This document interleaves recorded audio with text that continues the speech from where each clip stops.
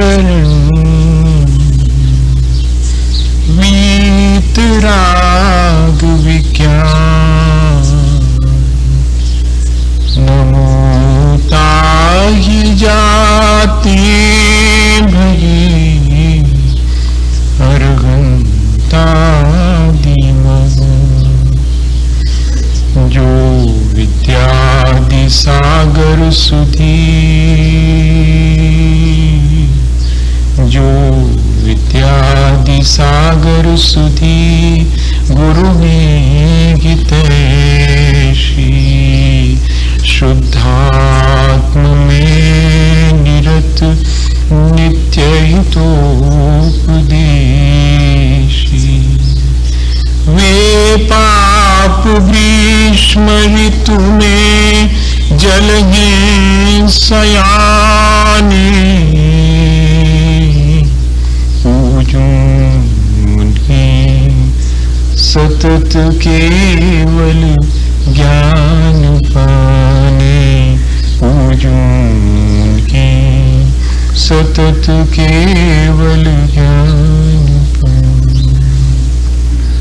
बोलिए भगवान महावीर स्वामी की, आचार्य कुंद कुंद स्वामी की, आचार्य गुरुवर विद्यासागर मुनि महाराज की।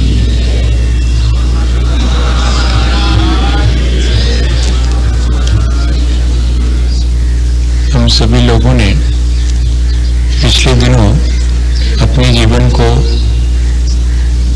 ऊंचा उठाने के लिए, अच्छा बनाने के लिए 16 कारण भावनाओं पर विचार किया है। वो 16 कारण भावनाएं हमें तीर्थंकर जितनी ऊंचाई दे सकती हैं, और उसमें भगवान की भक्ति, आचार्यों की भक्ति, बहुश्रुतवान यज्ञ उपाध्याय महाराज की भक्ति, ये भक्तियां भी तीर्थंकर प्रकृति के अर्जन में निमित्त बनती हैं।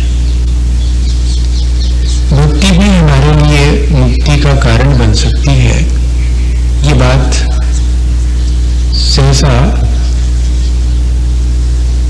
स्वीकृत नहीं हो पाती मन में। क्या भक्ति से भी कोई मुक्ति हासिल कर सकता है? हाँ, यदि भक्ति का कॉन्सेप्ट अपना बहुत क्लियर हो। भक्ति के मायने भगवान के गुणों का गान करना इतना ही नहीं है। भगवान के गुणों का चिंतन करना या भगवान के गुणों का स्मरण करना इतना ही भक्ति का अर्थ नहीं है। भक्ति में यह तो होता ही है कि हम भगवान के गुणगान करते हैं, उनके गुणों का चिंतन करते हैं, उनके गुणों का स्मरण करते हैं, लेकिन साथ में हम उनके जैसे बनने की भावना भी पाते हैं। ये जो भावना है उनके जैसे बनने की, वास्तव में वही भक्ति है। और भगवान जैसे बनने के लिए फिर हम भगवान के प्रति समर्पित हों। भक्ति में दूसरी विशेषता ये है कि एक तो हम भावना चाहते हैं कि हम भगवान के जैसे बने, और दूसरी चीज कि हम उनके प्रति अपनी श्रद्धा और समर्पण व्यक्त करते हैं। फिर हमारे और उनके बीच जो डिस्टेंस है वो धीरे धीरे कम होती चली जाती है। डिस्टेंस किस चीज की है? हम और उनमें, भगवान में क्या फर्क है, ये अगर हम गौर से देखें तो बड़ा स्थूल सा फर्क दिखाई पड़ता है कि वे वीतरागी हैं और हम 24 घंटे राग द्वेष में लगे हुए हैं। वे निष्कषाय हैं और हमारे अंदर अभी कषायें कोई भी नहीं घटी हैं, बल्कि कभी कभी तो वे कषायें बहुत बढ़ जाती हैं और हम उन पर नियंत्रण नहीं कर पाते। तो ये जो मेजर डिफरेंस है, ये जो हमारी ईश्वर से दूरी मेंटेन करने में मदद करता है, यह हमें ईश्वर से पृथक करता है, विभक्त करता है, हमें जोड़ने नहीं देता है। भक्त यानी जुड़ना और विभक्त होना, टू डिवाइड, दूर हो जाना। हम भगवान की भक्ति में भगवान से निकटता हासिल करते हैं, उनसे अपने को जोड़ने की प्रक्रिया शुरू करते हैं और सारे दिन उनसे ही जुड़े रहते हैं। अगर ऐसा हमारे जीवन में घटित हो जाए तो बताइएगा कि ये भक्ति हमारे जीवन को और उतनी ऊंचाई नहीं देगी क्या? एक तो हम इतने ऊंचे तीर्थंकर जैसे बनने की भावना भा रहे हैं और निरंतर उनसे अपनी दूरी कम कर रहे हैं, उनकी तरफ बढ़ते चले जा रहे हैं, यानी अपने राग द्वेष को घटा रहे हैं, अपनी कषायों को मंद कर रहे हैं, तो हमारी उनसे जो दूरी है वो कम हो रही है। भक्ति ये काम करती है। अनंत भगवान की भक्ति, उनके गुणों का स्मरण हमारे जीवन को अनंत जैसे बनने की प्रेरणा देता है। आचार्य भगवंतों की भक्ति और उनका गुणगान हमें उनके जैसे बनने की प्रेरणा देता है और उपाध्याय की भक्ति उनके जैसे बनने की प्रेरणा देती। तो हम किसके जैसे बने? तीन लोग हैं। हम उपाध्याय जैसे बन जावे, आचार्य जैसे बन जावे, अनंत भगवान जैसे बन जावे। अरे किसी एक की भक्ति रख देते हैं तो काम हो जाता, तो हमें सुविधा हो जाती। तो कहते नहीं, भक्ति तो एक ही की है। इन तीनों में भी एकता है। कौन सी वाली एकता? क्योंकि ये तीनों अपने आत्म कल्याण के साथ प्राणी मात्र के कल्याण में लगे हुए लोग हैं। उनकी भक्ति कर रहे हैं अपन, और किसी की सिद्ध भगवान तक की नहीं कर रहे अपन। क्योंकि अभी हमें तीर्थंकर जैसी ऊंचाई छूनी है। अभी सिर्फ हमें अपने आत्मा के कल्याण की बात नहीं करनी, अभी तो प्राणी मात्र के कल्याण के साथ साथ अपने आत्म कल्याण। इसलिए इन तीनों की भक्ति जरूरी। ये तीनों एक ही हैं। लगता जरूर है कि अनंत भगवान की भक्ति करें, कि आचार्य की करें, कि उपाध्याय की करें। देखें तो अनंत भगवान भी प्राणी मात्र के कल्याण के लिए और समूह शरण में बैठे हुए हैं। आचार्य भगवंत अपने शिष्यों के लिए निरंतर प्रेरणा देकर के मोक्ष मार्ग पे लगा रहे हैं। वे चलते हैं तो उनको संभालते हैं, चलना सिखाते हैं हाथ पकड़ करके। और उपाध्याय महाराज तो विभिन्न प्रकार के नक्शे पकड़ा देते हैं चलने वाले को। देखो, चलो कोई बात नहीं है, महाराज से पूछ करके चलना, आचार्य महाराज से। लेकिन जब कभी कहीं गड़बड़ाने लगो तो देखो ये मैप है, इस डायरेक्शन में यहां से ऐसे जाया जाता है, यहां से ऐसे जाया जाता है। वो माइल स्टोन की तरह, और हमें जगह जगह पर इशारा करते हैं कि इधर मैं तुम्हारे साथ चलूंगा तो नहीं, मैं तुम्हें चलना भी नहीं सिखाऊंगा, ना हाथ पकड़ूंगा, मैं तो सिर्फ ये बताऊंगा कि कहीं भटकने लगो तो ये है मैप। वो इस तरह की शिक्षा देते हैं। दूसरे के कल्याण के लिए इस तरह वे अपने जीवन को समर्पित करते हैं। इसलिए हम उनकी भक्ति कर रहे हैं। और ये तीनों चीजें अपन समझ चुके हैं। एक और शेष बची है, प्रवचन भक्ति। ये क्या चीज है? प्रवचन किसे कहेंगे? प्रकृष्ट वचन को प्रवचन कहते हैं, और प्रकृष्ट वचन तो तीर्थंकरों के ही होते हैं। इसलिए तीर्थंकर की वाणी की भी भक्ति, अनंत भगवान की वाणी की भी भक्ति। बताइए, अनंत भगवान की भक्ति, अनंत भगवान के बताए गए रास्ते पर चलने और दूसरे को चलाने वाले की भक्ति, अनंत भगवान के द्वारा कही गई वाणी को अपनी तरह से और लोगों को समझाने वालों की भक्ति। और फिर कहते साक्षात अनंत भगवान की दिव्य ध्वनि, उनके उस द्वादशांग की भक्ति, वो भक्ति भी कारण बन सकती। इन चार में से कोई भी हम अगर देखें तो सब हमारे कल्याण के लिए ही है। अनंत भगवान की वाणी सबसे श्रेष्ठ है। उससे प्रकृष्ट वचन किसी के नहीं होते। उन्हीं की वाणी के आधार पर जब गंधर्व द्वादशांग की रचना करते हैं तो वे सेकंड नंबर के वक्ता कहलाते हैं। मूल कर्ता तो जो है अनंत भगवान है, फिर उसके बाद गंधर्व पति गंधर्व देवा, और फिर आचार्य भगवान तीसरे वक्ता हैं, तीसरे प्रवचन करता है। पर सबसे श्रेष्ठ जो वचन है वो तो अनंत भगवान के हैं। ऐसे अनंत भगवान की भक्ति करने के मायने क्या है? उस जिनवाणी के गुणगान करना, उस जिनवाणी का हमेशा स्मरण करना, सारी चीजें लागू करना पड़ेंगी और उस जिनवाणी में जो लिखा हुआ है उसके अनुसार आचरण करना, ये कहलाएगी भक्ति। ये नहीं कहलाएगी कि सटखंड आगम बांध करके 16 पुस्तकें और एक आसन पे रखो और फिर बाद में आरती उतारो, अर्घ चढ़ाओ, पता लगा कि आरती वहीं रखी रही तो और गड़बड़ और हो गई, और पता लगा कि उसी के ऊपर चावल चढ़ा दिए तो उसमें शास्त्र के पन्ने और जो है वो खराब हो गए। तो भक्ति के मायने सिर्फ आरती उतार लेना और अर्घ चढ़ा देना नहीं है। भक्ति के मायने है कि मैं दिन भर जिनेंद्र भगवान की वाणी का स्मरण करूं, मैं उसका चिंतन करूं जैसे ही मुझे वक्त मिले। अभी तो अपन को वक्त मिलता है तो यहाँ वहां की बातों का चिंतन करते हैं। जिनेंद्र भगवान की वाणी का जो निरंतर चिंतन करेगा वो कहलाएगी कि हाँ वाकई में भक्ति कर रहा है, और तब जाकर के उतनी ऊंचाई प्राप्त होगी। कैसे हम आसानी से जिनेंद्र भगवान की वाणी का चिंतन करके राग द्वेष से बच जाएंगे, और राग द्वेष से बच गए तो भगवान के निकट हो गए, अपनी उस भगवत्ता के निकट हो गए। ये कितना आसान सा उपाय है, जितना आता है उतना ही। कई लोग कहते हैं हमें याद नहीं रहता, अरे थोड़ा बहुत नमोकार मंत्र तो याद रहता होगा। जिनवाणी पूरी की पूरी नमोकार मंत्र में समाई है, द्वादशांग है पूरा। अगर हम अनंत भगवान के गुणों को देखें तो 46 मूल गुण हैं, उसमें से 4 अनंत चतुष्टय ले लो, बाकी छोड़ दो अगर, तो 4 अनंत चतुष्टय कैसे प्राप्त हुआ है उनको? 4 घातीय कर्मों के नाश से भी 4 घातीय कर्मों की प्रकृतियां और उत्तर प्रकृतियां कितनी हैं, सारा कर्मकांड आ गया उसके भीतर। और सिद्ध भगवान का लेके बैठ जाएंगे तब तो पूरी महाबंध की जितनी 8 वॉल्यूम्स हैं वो सब आ गए कि कौन सी प्रकृति कहाँ, उसका बंध कहाँ, उदय कहाँ, उसकी सत्ता और कहाँ तक वो अपना फल देती है, और कैसे उसको हम निर्जरित कर सकते हैं। ये अकेले अनंत सिद्ध भगवान आचार्य परमेश्वरी का वर्णन करने लगे तो पूरा मूलाचार आ गया।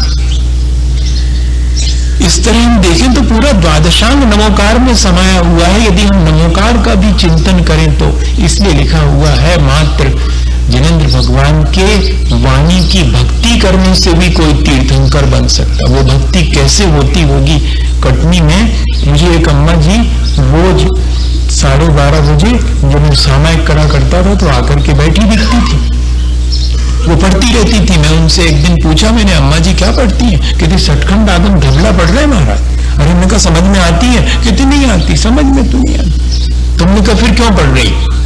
तो बोलते महाराज हम तो ये सोच के पढ़ते हैं कि भगवान की वाणी है और ये कल्याणकारी है, 2 शब्द मेरे कान में पढ़ेंगे तो मेरा जीवन सार्थक हो जाए। ऐसी श्रद्धा से, और जो निरंतर जिनवाणी का अभ्यास करता है, निरंतर जिनवाणी की कही हुई बातों का चिंतन मनन करता रहता है, क्या वो तीर्थंकर की हैसियत का नहीं बनेगा? जरूर बनेगा, क्योंकि उसके राग द्वेष घट जाएंगे, बस इतना मजा है। और जिनवाणी उस राग द्वेष को घटाने में ही कारण बनती है।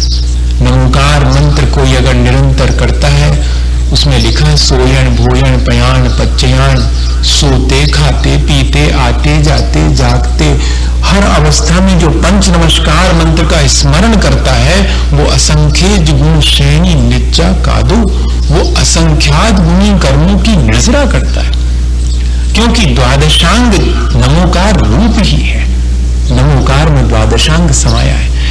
इस द्वादशांग का निरंतर चिंतन मनन करना और उसके अनुसार अपना आचरण बनाना। जैसे कि अगर हम दुकान पर बैठे हैं और किसी के प्रति अपने मन में ये भाव आ गया कि इसको थोड़ा सा ज्यादा पैसे इससे ले लें, और उसी समय जिनवाणी का कोई वाक्य याद आ जावे कि इस तरह लोग के वशीभूत होकर के मैं अपना कल्याण करूंगा, इस तरह छल करके झूठ बोल करके मैं अपना कल्याण करूंगा, अगर ये बात ध्यान में आ जाए, अगर अभ्यास होगा तो ऐसे अवसर पर जरूर ध्यान में आएगी और मन को कचोटेगी कि क्या कर रहे हो, हाथ पकड़ लेगी, हमें पाप नहीं करने देगी। जब जब राग द्वेष के मौके आए और जिनवाणी का जिसका अत्यंत भारी अभ्यास होगा उसको तो फौरन जो है क्लिक कर जाएगी बात की, अरे मैं पढ़ता और कहता तो ये सारी बातें और मेरे जीवन में से तो एक भी नहीं है, सब गायब है उसमें से। ये करेगी मदद। इस तरह से जिनवाणी हमें हमारी जो भगवान से दूरी हो गई उस दूरी को कम करने में मदद करती है। जिनेंद्र भगवान की वाणी की भक्ति भक्ति के लेकिन मायने हमें थोड़े से समझना पड़ेंगे। भक्ति के मायने सिर्फ आरती उतार लेना नहीं, भक्ति के मायने हमें उनका चिंतन और उनके जैसे बनने की भावना पाना है।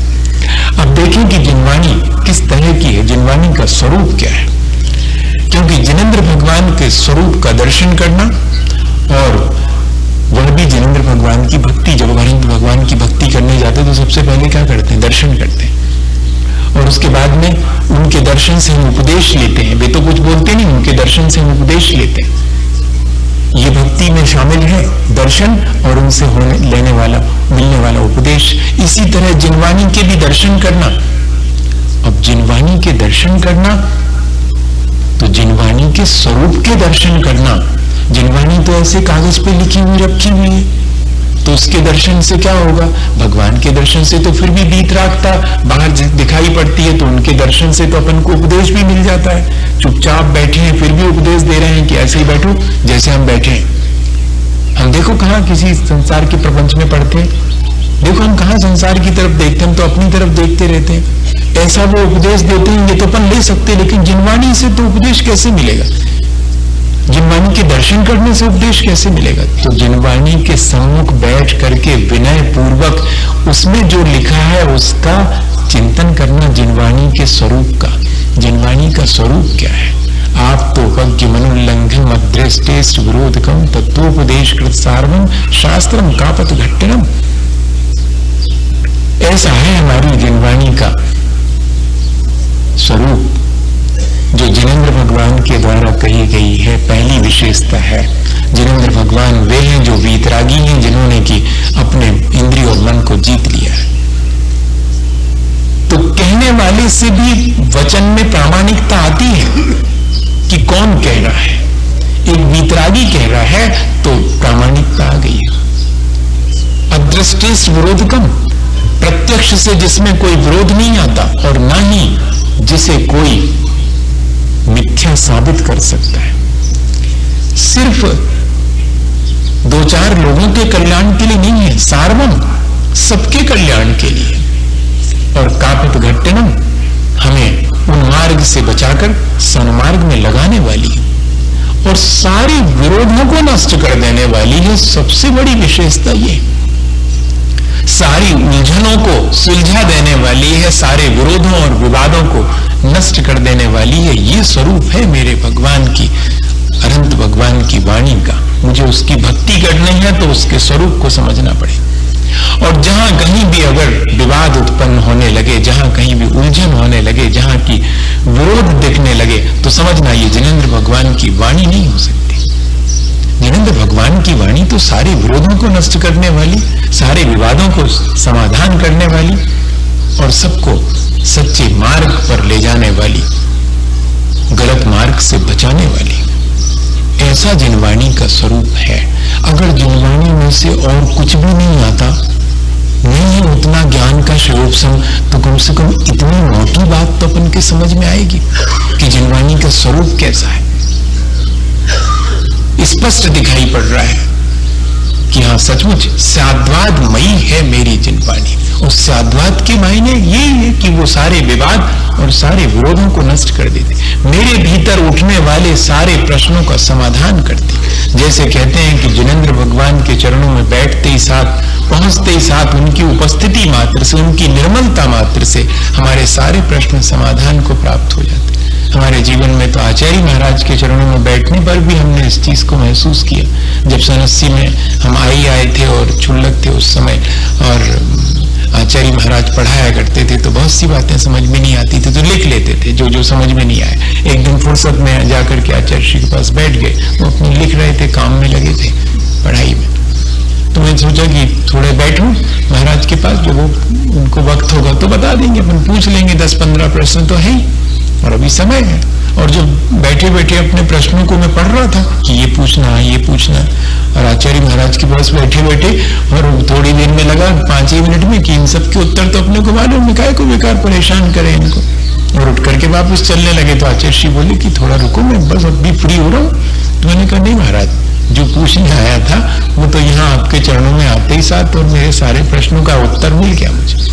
उपस्थिति में लेकिन जिनवानी सामने रखी और हमारे प्रश्नों का समाधान हो जावे, ये जरा मुश्किल काम है। इसके लिए तो हमें जिनवानी के स्वरूप का चिंतन करके अपनी विशुद्धि बढ़ाएंगे तो सारे समाधान आ जाएंगे। जिनवानी सामने रखी है और हम क्या विचार कर रहे हैं, इसमें जो लिखा है वो तो मेरे क्षयोपशम से बहुत ऊंची चीज है। मेरा क्षयोपशम तो अत्यंत अल्प है, मैं अज्ञानी, मैं इतने बड़े शास्त्र का अभ्यास कैसे करूं, पर इतना अवश्य है कि इसके अभ्यास से मेरे अंदर सारी चीजों का समाधान हो जाएगा। जिनवानी सारे विरोधों को नष्ट करके मुझे सन्मार्ग में लगाती है। अगर ऐसी श्रद्धा जिनवाणी के प्रति हमारे मन में बढ़ती चली जाए तो आप आश्चर्य करेंगे कि जिनवाणी सामने रखते ही साथ, जैसे कि गद्दी पर जिनवाणी आते ही और रखते ही साथ, और जो भी वक्ता है उसकी निर्मलता अगर बढ़ती चली जाती है, बिना अभ्यास के भी बढ़ती चली जाती, ये जिनवाणी की उपस्थिति भी हमारे अंदर, यदि उसके प्रति हमारे मन में भक्ति है, श्रद्धा है, तो ज्ञान नहीं भी हो तब भी आपका क्षयोपशम अपने आप बढ़ता चला जाएगा। ये काम करती है। और साथ में इस जिनवाणी से सबका कल्याण होता है, मेरा भी और सबका भी। ये जिनवाणी मुझे यही समझाती है कि अपने कल्याण के साथ साथ सब जीवों के कल्याण की भावना भाना। इतनी मोटी बात याद नहीं रहेगी क्या जो उसमें लिखी है, इतनी सी अभी पढ़ा ही नहीं अपन ने, बस इतने ही उसका स्वरूप समझ रहे हैं जिनवाणी का। अगर वो स्वरूप भी हमारे मन में विचारों में आता रहे तो ये जो चिंतन है जिनवाणी के स्वरूप का, जिसको हम भक्ति कह रहे हैं, क्योंकि वो भक्ति का एक अंग है, दर्शन करना और उस दर्शन के साथ साथ उसके स्वरूप का चिंतन करना, ये भक्ति में शामिल है। अनंत भगवान के दर्शन करना, अनंत भगवान के स्वरूप का चिंतन करना और उनके जैसे बनने की भावना पाना, ये कहलाएगी पूरी अनंत भगवान की भक्ति। ऐसे जिनवाणी की भक्ति भी कहलाएगी कि हम उसका दर्शन कर रहे हैं। ये जिनवाणी जिनेंद्र भगवान ने लिखी है, द्वादशांग के रूप में चौकी पर रखी है। और इसमें क्या है, इसमें प्राणी मात्र के कल्याण की बात है। मुझे ये बात अपने जीवन में लेनी चाहिए। जब जिनवाणी प्राणी मात्र के कल्याण की बात करती है तो फिर मुझे भी प्राणी मात्र के कल्याण की भावना भानी चाहिए। असल में तीर्थंकर प्रकृति के लिए ये सबसे अनिवार्य शर्त है कि आप अपने आत्म कल्याण के साथ प्राणी मात्र के कल्याण की भावना भाएंगे, तब जाकर के तीर्थंकर प्रकृति बंधेगी। इसलिए जिनवाणी का स्वाध्याय भी प्राणी मात्र के कल्याण की भावना से, मेरा भी कल्याण और प्राणी मात्र का कल्याण। इस तरह यदि हम जिनवाणी का चिंतन करें तो ये हमारे लिए तीर्थंकर प्रकृति के बंध में कारण होगी, हमारी विशुद्धि बढ़ा देती है, हमें समझाती है वो कि कहाँ खोजना है, कैसे खोजना है, अपने आप को कैसे समझना है, ये सब बताती है। अपने बारे में हम जितने गाफिल हैं वो हमें जागृत करती है कि तुम्हारा स्वरूप क्या है, तुम नहीं समझते हो तो मैं बताती हूं। वो मां की तरह हमें हमारे हित के लिए हमेशा प्रेरणा देती है, यदि हम उसका अभ्यास करें तो। इतना अवश्य। आचार्य महाराज एक उदाहरण सुनाते हैं बुढ़िया अम्मा का, कि बुढ़िया अम्मा की सुई खो गई थी, हैं? अब सुई खो गई थी तो अब उसके समझ में नहीं आया, वैसे ही तो आंखें कमजोर, और ढूंढ रही थी वो, अंधेरा था। तो लोगों ने कहा कि अम्मा क्या कर रही हो? सुई ढूंढ रही। अरे तो यहां क्या ढूंढ रही हो अंधेरे में, उजाले में ढूंढो, ऐसे मिलेगी क्या अंधेरे में? हाँ ये बात तो सही है। तो गई वो वहां पर जहां स्ट्रीट लाइट लगी हुई थी, खंबे पर बिजली का बल्ब, वहां जाकर के ढूंढना शुरू किया। उजाला तो वहां था तो उजाले में ढूंढो। अब वहां काय को मिलने वाली थी सुई, वहां तो गिरी तो थी नहीं। वहां पर लोग निकले, उन्होंने कहा क्या खोजती है बुढ़िया, सुई खोज रही है। अरे तो गिरी कहाँ थी? यहीं पर। क्या यहां नहीं गिरी थी, गिरी तो घर में थी।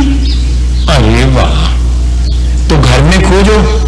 तो उसने कहा कि कुछ लोग कहते हैं उजाले में खोजो, और तुम कहते कि घर में खोजो। आधा अधूरा अगर हम अर्थ ले लेंगे तो हमारे साथ भी यही होगा, और आज तक यही हुआ है। हमने खोजा है जहां खोजना चाहिए वहां ना खोज करके अन्यत्र।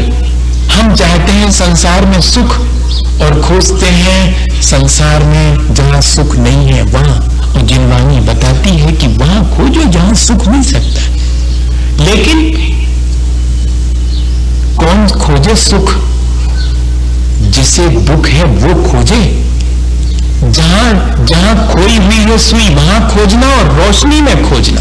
वहां रोशनी लेके आओ जहां खोई है, वहां प्रकाश करो। अपने भीतर ही हमें प्रकाश करना है, अपने भीतर ही हमें खोजना है उस सुख को। जिनवाणी दीपक का काम करती है, इतना काम तो वो कर ही देती है कि वो हमें कहाँ खोजना है ये भी बता देती है। और इतनी नहीं, वहां खोजने के लिए रोशनी की जरूरत है तो रोशनी भी कर देती है दीपक की तरह। कितना बड़ा काम करती है। कहाँ हम खो गए हैं या कि कौन खो गया है, संसार में कौन भटक गया है और कहां कहां भटक गया है, ये जीव भटक गया है जिनवाणी बताती है। और कैसे भटक गया? अपनी कषायों से, अपनी अज्ञानता से भटक गया ये बताती है। और इतनी नहीं, हमें रोशनी भी देती है कि घबराओ मत, भटक गए हो कोई बात नहीं, रास्ता वो है, सीधा रास्ता है। तुम जहां भटक गए हो और वो जो तुम हो, तुम भटक गए हो, दोनों के बारे में बता दिया कि कौन भटका है और कहां भटका है ये बता दिया। और जाना कहां ये बता रही है, रोशनी कर रही है कि वहां जाना था, तुम भटक क्यों आ गए। भटकन समझ में आ जाए और कौन भटका है ये समझ में आ जावे और रास्ता सच्चा क्या है ये समझ में आ जावे तो बताइएगा कोई आसानी से पार नहीं हो जाएगा? हो ही जाएगा। इतना बड़ा काम करती है और किसी एक के लिए नहीं, सबसे बड़ी चीज जो उसको सुनेगा उस सब के लिए सार्वम।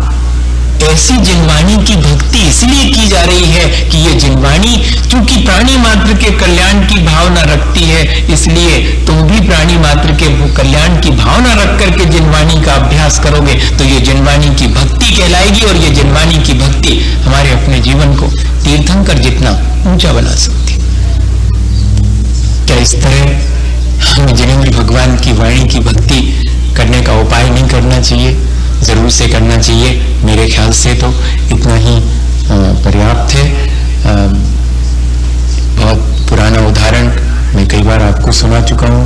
थोड़ा सा भी जिनवाणी का अल्प ज्ञान हो, ऐसा नहीं समझना कि जब हम जिनवाणी का द्वादशांग का पूरा अभ्यास करेंगे, आज तो वर्तमान में द्वादशांग है नहीं, 11 अंग 14 पूर्व कहाँ है, उनका अंश ज्ञान दर्शन आचार्य महाराज को था, उसका भी आंशिक रूप से पुष्पदन भूतबली आचार्य जो महान आचार्य कुंदकुन स्वामी के पहले हुए, उन्होंने षटखंड रागम के 180 सूत्रों में उस ज्ञान को गुंफित करके कंपाइल करके हमारे तक दे दिया। उसी के आधार पर फिर सारे और भी ग्रंथ लिखे गए। आज वर्तमान में कितना सा ज्ञान है, उतना भी हमें पूरा नहीं है, तो फिर हमें द्वादशांग के ज्ञान से हमारा कल्याण होगा ऐसा आप कह रहे हैं? ऐसा नहीं है। द्रव्य शुद्ध कितना भी अल्प क्यों ना हो, अष्ट प्रवचन मातृका बराबर भी द्रव्य शुद्ध, मैंने 5 समिति और 3 गुप्ती, इसका भर ज्ञान है। इतना थोड़ा सा अल्प ज्ञान है, नमोकार मात्र का ज्ञान है। शिवभूति महाराज को तो नमोकार भी नहीं बनता था। शिवभूति महाराज को तो माँ रूसा माँ तूसा वाला मंत्र भी भूल गए थे, तुस्मास भिन्नम बोलते थे। द्रव्य शुद्ध इतना थोड़ा सा था। मैं आपसे इसलिए कह रहा हूं कि हमारे पुराने लोग जो है, कुछ तो अभी होंगे इस सभा में जिनको कि अपने दस्तखत करना नहीं आते हो, वे भी अपना कल्याण कर सकते हैं, ये कहना चाह रहा हूं। ये नहीं समझना कि जो बहुत पढ़नता है और पढ़े लिखे हैं और दुनिया भर की बातें जानते हैं वही अपना कल्याण कर लेंगे, ऐसे धोखे में नहीं रहना। द्रव्य शुद्ध अत्यंत अल्प हो, लेकिन भीतर में उस द्रव्य शुद्ध के माध्यम से अगर भेद विज्ञान उत्पन्न हो गया, भाव शुद्ध रूप जो भेद विज्ञान अगर उत्पन्न हो गया हो, तो सारा काम आसान। ये जिनवाणी हमारे भीतर इस तरह का भेद विज्ञान उत्पन्न करने में मदद करती है। इसलिए इसकी भक्ति जो है वो हमें तीर्थंकर तक बनाने में मदद करती है। भेद विज्ञान, आपा पर का भेद विज्ञान, मैं क्या हूं, शरीर अलग है, मेरे आत्मा का स्वभाव अलग है। कैसे समझ में आ गया था? एकदम अपन बहुत अध्ययन करें तो भी नहीं आएगा। शिवभूति महाराज को तो रास्ते चलते एक अम्मा और दाल में से छिलके निकाल रही थी, उड़द की दाल को मांस बोलते हैं और उसकी भूसी को तुस बोलते हैं। सो अच्छा ये बात है, तुस मांस भिन्नम, जैसे कि दाल से दाल का छिलका अलग है। अच्छा ये है, ये मेरे गुरुजी ने कहा था कि आत्मा और शरीर अलग अलग है। अब समझ में आ गया। भीतर परिणाम अत्यंत निर्मल हो गए।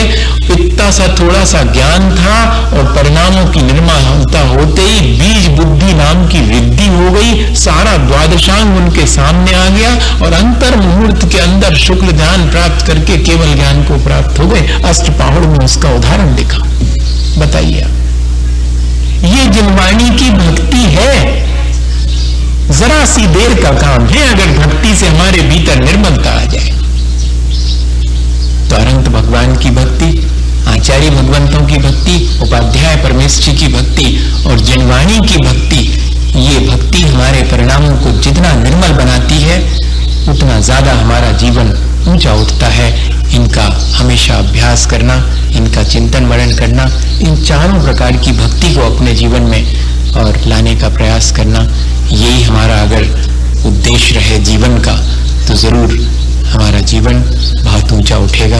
इसी भावना के साथ कि अपन इन भक्तियों के माध्यम से भी अपने जीवन को ऊंचा उठाएं। बोले आचार्य गुरु और विद्यासागर मुनि महाराज की। हे गुरुवर शाश्वत सुख दर्शक यह नग्न स्वरूप तुम्हारा है। जग की नश्वरता का सच्चा दिग्दर्शन करने वाला है। रच पच कर गाफिल निद्रा में सोता हो, अथवा वह शिव के निष्कंटक पथ में विषकंटक बोता हो। अर्धनिशा का सन्नाटा वन में वनचारी चरते हो, तब शांत निराकुल मानस तुम तत्वों का चिंतन करते हो।